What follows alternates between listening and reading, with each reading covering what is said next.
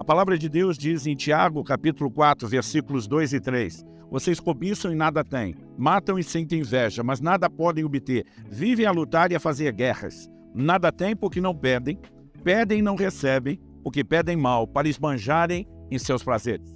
Em primeiro lugar, a Bíblia fala de pessoas que almejam e não alcançam. Ele começa usando o termo cobiça e nada tem, sentem inveja, mas nada podem obter, vivem a lutar e fazer guerras, mas não alcançam. Por quê? Ele diz, vocês nada têm porque não pedem. Em outras palavras, porque não oram. Mas depois, na sequência, ele diz, pedem e não recebem porque pedem mal. Basicamente, Tiago nos comunica duas verdades que precisam ser consideradas. Quem não ora, não recebe intervenção divina. Isso é fato. Segundo lugar, nós devemos orar corretamente. Caso contrário, não haverá resultados. Não adianta fazer a coisa certa do jeito errado, porque ela não funciona. Logo, sabemos que a oração é importante. Ela é um meio de acessar aquilo que Deus tem. E, quando nós consideramos essas verdades, precisamos questionar o porquê somos instruídos a orar. Não porque tudo necessite de explicação, mas porque quando entendemos os princípios, isso facilita, nos movermos de uma forma mais adequada aos princípios que Deus comunicou. Então, como falei anteriormente, a oração não é meramente informativa. Isso fica claro nas palavras de Nosso Senhor em Mateus, no capítulo 6, nos versículos 7 e 8, quando ele diz, e orando, não usem vãs repetições como os gentios, porque eles pensam que por muito falar serão ouvidos. Não sejam, portanto, como eles, porque o Pai de vocês sabe o que vocês precisam antes mesmo de lhe pedirem. Essa afirmação, o Pai sabe antes de lhe pedirem, mostra que não é essa a razão pela qual oramos, para que Ele tome conhecimento. Por outro lado, o mesmo Jesus nos ensina a orar com insistência. Em Lucas, no capítulo 18, no verso 1, a Bíblia diz, Jesus lhes contou uma parábola para mostrar que deveriam orar sempre e nunca desanimar. Então, se por um lado a oração não é informativa, mas por outro ela é tão necessária, a ponto de perseverarmos, a ponto de não podermos desanimar, nós precisamos entender essa equação. Como afirmei anteriormente, Deus é onisciente e Ele não precisa ser informado a respeito de nada. E, além disso, há momentos onde vemos na Escritura Deus nos mandando orar por coisas que Ele já sabe que quer fazer, que prometeu. Então, nós precisamos entender que não se trata de informação. Logo, a oração tem um outro papel. Antes mesmo de explorar qual é esse outro papel, eu quero colocar um outro questionamento. Se o Pai sabe que nós precisamos de algo e Ele deseja fazer esse algo em nosso favor, por que esperar que oremos para somente depois disso fazer? Não apenas esperar que oremos, mas esperar que façamos isso da forma correta, para que então possamos acessar aquilo que Ele já gostaria de fazer e já sabia que nós precisávamos. Muitas pessoas às vezes questionam, e a vontade de Deus, onde fica? Se Deus faz o que quer, a hora que quer, e essa é a forma dele agir o tempo todo, então para que orar? Se Ele já vai fazer o que queria fazer, não adianta eu pedir.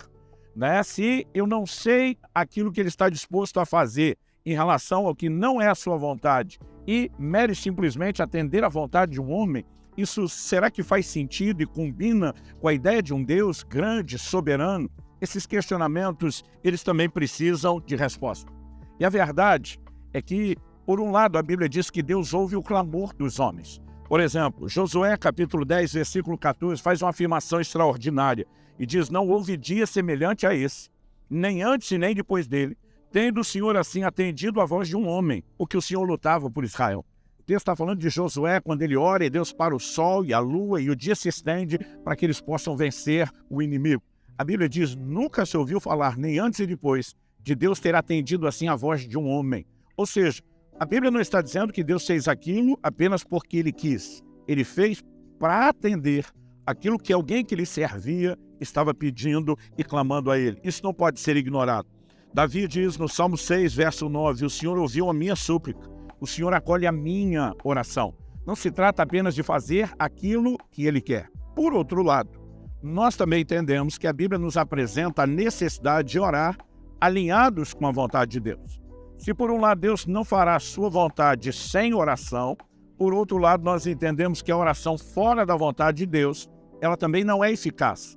Logo, eu e você precisamos entender que há necessidade de uma combinação da disposição, da voluntariedade do homem, da sua fé, da sua capacidade de crer e confiar em Deus, mas ao mesmo tempo não colidir com a vontade de Deus. Então Jesus nos ensinou que a oração é o caminho para que a sua vontade se estabeleça. Mateus 6,10, a conhecida oração do Pai Nosso, ele nos ensina a dizer: venha teu reino, seja feita a tua vontade, assim na terra como no céu. Em outras palavras, que a tua vontade se cumpra aqui na terra, da mesma forma irrestrita como ela se cumpre nos céus. Por que clamar pelo cumprimento da vontade de Deus se ela se estabeleceria sem oração?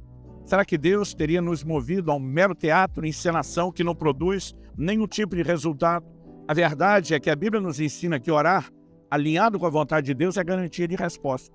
Em 1 de João, capítulo 5, versos 14 e 15, a Bíblia diz: essa é a confiança que temos para com Ele, que se pedimos alguma coisa segundo a sua vontade, Ele nos ouve.